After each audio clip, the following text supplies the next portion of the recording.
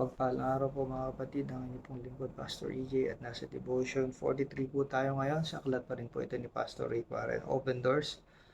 At ang ating Devotion 43 ay may title po na Decide in Advance to Obey God's Word. Ang ating pong verse, Luke 8, verse 15.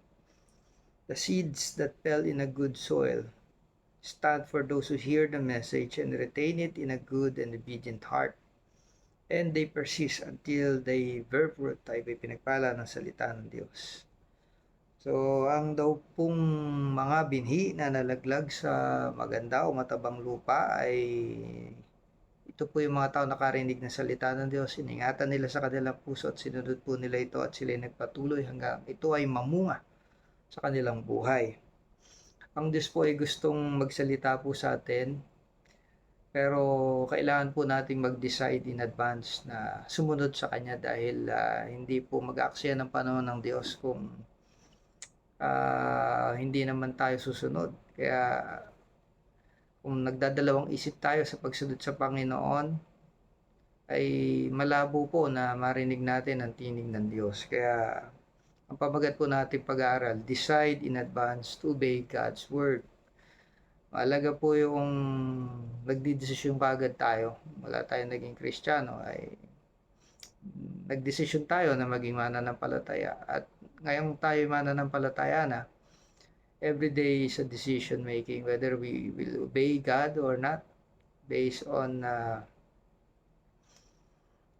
God's Word. So, ang batayan po natin ng pagsunod sa Diyos ay sa mga nababasa po natin sa Bible na iniuutos po ng Panginoon at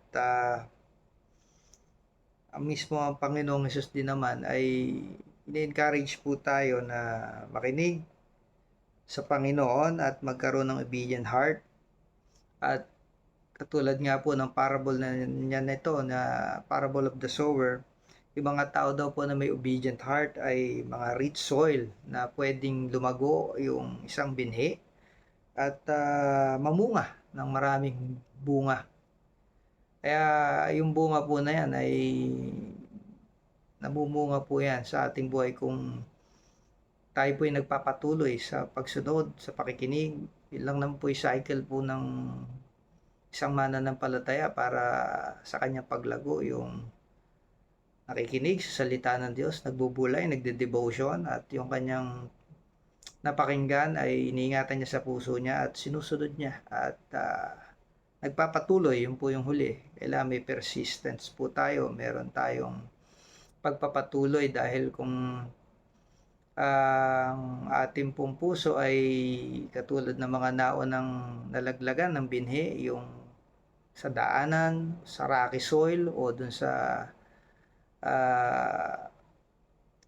may mga dawag o may mga damo, ay kailangan pong bunutin yung damo, kailangan tanggalin yung mga bato, kailangan bungkalin yung lupa para maging good soil po tayo. So dadaan po tayo sa proseso. Pero itong tinutukoy po ng Panginoong Hesus ay tapos na po yung proseso na yon. Natanggal ni damo, kung sa daanan ay nabungkal na po ito, at kung sa dawagan ay o sa batuhan ay nalinis na rin po yung bato at nandun na po tayo sa matabang lupa ngayon o sa rich soil. Kaya mangungusap po ang Panginoon sa atin dahil hindi po maramot ang Diyos. Nais niya na bigyan tayo ng direction sa ating buhay kung nagbibigay tayo ng time sa Diyos. At lumalapit tayo sa Panginoon, hindi na niya tayo tataboy at hindi tayo mabibigo sa pangungusap ng Panginoon. Ang keyword po dito ay commitment natin sa pakikinig ng salita ng Diyos. Pag sinabing commitment ay naglalaga po talaga tayo intentional ng oras sa Panginoon. Commit to doing whatever God tells you to do. God is ready to speak to you, so get yourself ready to listen. So kapag nag-commit tayo ng buhay natin sa Panginoon, at ito po ay personal na relationship, hindi lang every Sunday, kundi every day sa ating buhay, nag-commit tayo at hindi po tayo mabibigo na hindi natin marinig ang tinig ng Diyos. Hindi man ito audible voice, pero nangungusap ang Panginoon sa salita niya, sa Bible, at pangalawa sa ating sitwasyon At yung pangatlo, yung prompting ng Holy Spirit, na kapag sinunod po natin 'to, meron tayong peace of mind.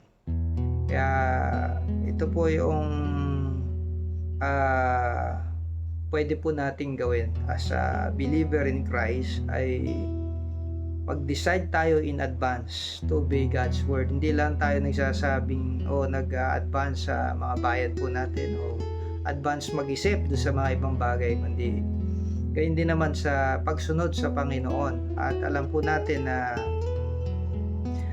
kapag po tayo namunga ay malaking kapakinabangan po ito sa atin at gayon din sa kaharian ng Diyos, dahil maaaring ang bunga po natin ay pagkakilala sa Panginoon din ng ating mga mahal sa buhay, dahil nakikita sa atin yung living testimony. Yun po yung number one, the fruits.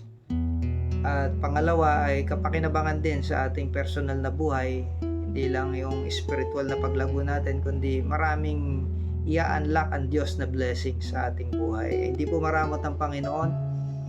Ang kailangan lang po natin maging tapat, at ang bunga po na ito ay magiging patotoo na tayo pinagpala ng Diyos dahil tayo nanatili sa Kanya at nagpatuloy po tayo sa pagiging malapit sa Kanya. Kaya pagpalain po tayo ng Panginoon. Amen.